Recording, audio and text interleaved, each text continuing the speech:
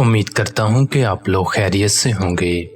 اللہ تعالیٰ آپ کی تمام جائز خواہشات کو پوری فرمائے۔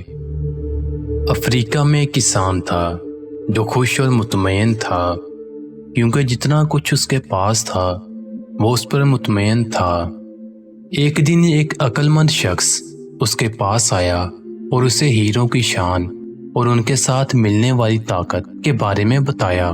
عقل مند نے کہا، اگر آپ کے پاس آپ کے انگوٹھے جتنا بڑا ہیرا ہوتا تو آپ اپنا ایک شہر بنا سکتے ہیں۔ اگر آپ کے پاس اپنی مٹھی کے برابر کا ہیرا ہوتا تو آپ شاید اپنے ہی ملک کا مالک ہو سکتے ہیں۔ اور پھر وہ چلا گیا۔ اس رات کسان سو نہیں سکا۔ وہ اب ناخوش اور عدم اطمینان کا شکار تھا۔ وہ ناخوش اس لیے تھا کیونکہ اب جتنی دولت اس کے پاس تھی وہ اس پر مطمئن نہیں تھا۔ کیونکہ اب وہ عدم اطمینان کا شکار تھا، اس لیے خوش بھی نہیں رہ سکا۔ اگلی صبح اس نے اپنے کھیتوں کو فروخت کیا اور اپنے خاندان کی دیکھ بھال کا کچھ انتظام کرنے کے بعد ہیرے کی تلاش میں نکلا۔ اس نے پورے افریقہ میں تلاش کیا لیکن کچھ نہ مل سکا۔ اس نے پھر سارا یورپ ہیرے کی تلاش میں گھوما لیکن کوئی چیز نہ مل سکی۔ جب وہ اسپین پہنچا تو وہ جذباتی، جسمانی اور مالی طور پر بہت کمزور ہو گیا۔ اسے اتنی مایوسی ہوئی کہ اس نے بارسلونا ندی میں چھلانگ لگا کر خودکشی کر لی۔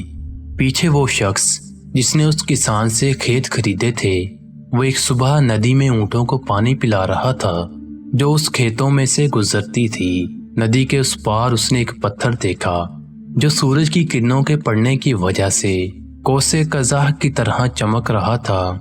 اس نے سوچا کہ یہ پتھر سجاوٹ کے طور پر اچھا لگے گا۔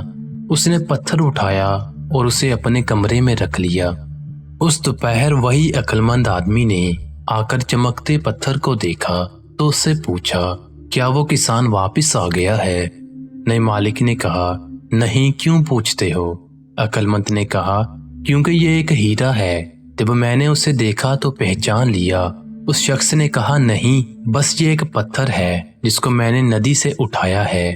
آؤ میں تمہیں دکھاتا ہوں، اور بھی بہت سارے ہیں۔ انہوں نے جا کر کچھ پتھر نمونے کے طور پر لیے اور انہیں تجزیہ کے لیے بھیجا۔ یقیناً سب پتھر ہیرے تھے۔ انہوں نے دیکھا کہ اس جگہ واقعی بہت سارے کھیتوں میں ہیرے پڑے تھے۔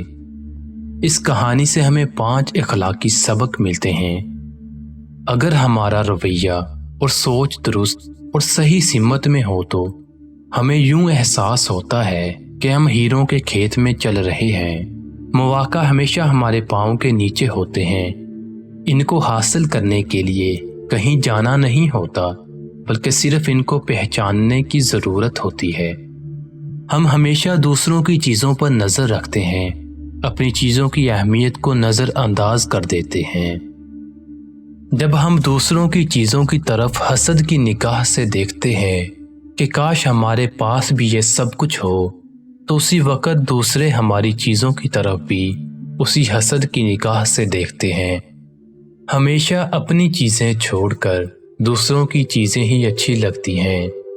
جو لوگ ترقی کے موقع کو پہچان نہیں سکتے، تو جب ان کے پاس کوئی ایسا موقع آتا ہے تو وہ الٹا اس کی شکایت کرتے ہوئے نظر آتے ہیں۔ ایک موقع کبھی دوبارہ نہیں مل سکتا، اگلا موقع پہلے سے بہتر بھی ہو سکتا ہے اور خراب بھی، لیکن پہلے جیسا کبھی نہیں ہو سکتا۔